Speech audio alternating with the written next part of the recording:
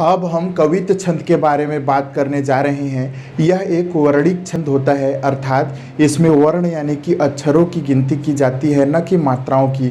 तो अब हम जानते हैं कि कवित्त छंद क्या होता है, किस तरीके से हम इसके उदाहरण को पहचान सकते हैं। तो आइए देखते हैं हम इसके बारे में। तो अब हम बात करते हैं कवित्त छंद के बारे में और इससे जुड़ी हुई जानकारियाँ जानते हैं। तो सबसे पहला बात यह हो जाएगा कि जो यह कवित्त छंद है यह एक वर्णिक छंद है। यह एक वर्णिक छंद है, कहने का मतलब यह है कि इसमें वर्ण जैसे कि आ या फिर क, ख, ग ऐसे करके जितने भी वर्ण आते हैं उन लेटर और अक्षरों की गिनती की जाती है। इसमें मात्राओं की गणना नहीं की जाती है। इस तरीके से यदि कोई मात्रा आ रही है तो उसकी गणना नहीं की जाती है, इसमें सिर्फ वर्णों की गिनती की जाती है। अब महत्वपूर्ण बात यह है कि इस छंद के प्रत्येक चरण में 31 वर्ण होते हैं। इस छंद के प्रत्येक चरण में 31 वर्ण पाए जाते हैं।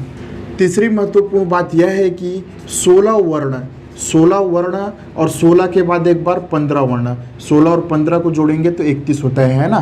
तो एक बार 16 वर्ण और एक बार 15 वर्ण के बाद यति होता है। अब यति क्या है? यति एक विराम चिन्ह होता है, जैसे कि अल्प विराम, पूर्ण विराम। तो यह 16 वर्ण और 15 वर्ण के बाद पाया जाता है। अब देखिए, यह जो कवित्त छंद है इसमें यह एक वर्णिक छंद है, यानी कि इसमें वर्णों की गणना पर आधारित होता है। प्रत्येक चरण में 31 वर्ण यानी कि अक्षर पाए जाते हैं। 16 अक्षर और 15 अक्षर के बाद यति का चिन्ह होता है। मात्रा वात्रा के बारे में इसमें हम बात नहीं करेंगे। अब मैं एक उदाहरण लिख देता हूँ और उस उदाहरण के जरिए हम कवित्त छंद को समझने का प्रयास करते हैं।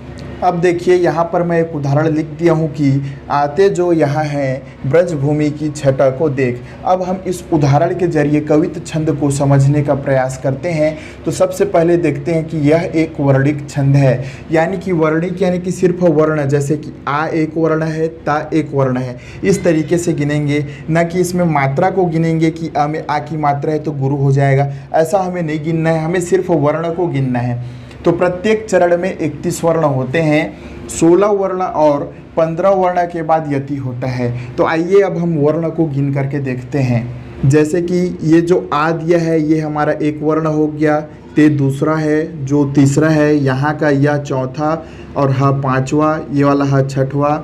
इसी तरीके से हमको वर्ण गिनते जाना है कि वर्ण कितने हैं। 7, 8, 9, ये वाला हो गया 10, 11, 12, 13, 14, 15 और 16। तो यहाँ देख सकते हैं, यहाँ से यहाँ तक यति के निशान के आते तक, ये जो अल्प विराम है इसे यति कहते हैं, है ना। हमें 16 वर्ण मिला है। अब सेकेंड में देखते हैं, हम 15 वर्ण लाना होता है। वैसे देखते हैं 1, 2, 3, 4, 5, 6, 7, 8, 9, 10, 11, 12, 13, 14 और ये 15। तो इस वाले लाइन में हमें 15 वर्ण मिले हैं। इन दोनों लाइन को मिला करके हमारा एक चरण कहलाएगा। तो हमें इसमें यहाँ से लेकर के यहाँ तक हमें मिल चुके हैं 16 वर्ण, और नेक से लेकर के है तक मिल चुके हैं हमें 15 वर्ण। 16 वर्ण और 15 वर्ण दोनों को जोड़ देंगे तो हो जाएगा हमारे पास 31 वर्ण। अब देखिए क्या कह रहे हैं, प्रत्येक चरण में 31 वर्ण होते हैं।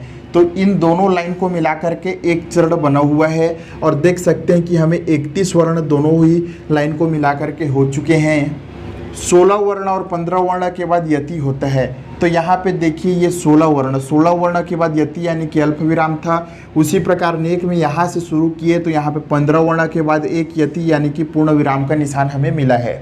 अब इसे देखते हैं कि जिस ओर जाते उस ओर मन भाए दृश्य, लोचन लुभाते और चित्त को चुराते हैं। तो इसमें गणना करके देखते हैं 1, 2, 3, 4, 5, 6, 7, 8, 9, 10, 11, 12, 13, 14, 15 और 16।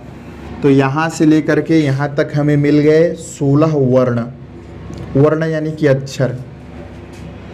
1, 2, 3, 4, 5, 6, 7, 8, 9, 10, 11, 12, 13, 14 और ये 15।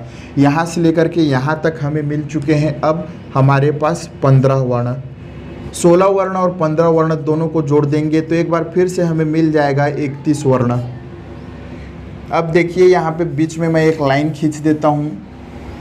इस लाइन के ऊपर जो ये वाला है, ये दोनों ही लाइन, ये हमारा चरण 1 है, यानी कि प्रथम चरण है, और ये वाला है हमारा चरण 2 यानी कि द्वितीय चरण है। अब देखिए प्रत्येक चरण में 31 वर्ण होते हैं। तो यहाँ पे देखिए कि ये जो शुरू के 2 लाइन है, हमारा पहला सम चरण और पहला विषम चरण, दोनों में ही हमें जोड़ने से यहाँ तक हमें एक बार 16 वर्ण मिला था और यहाँ से यहाँ तक हमें एक बार 15 वर्ण मिला था। 16 और 15 जोड़ने से 31 वर्ण हो गए, बात सही है। उसी प्रकार से इसमें भी 16 वर्ण और वर्ण दोनों को ही जोड़ने से हमें 31 वर्ण प्राप्त हो चुके हैं।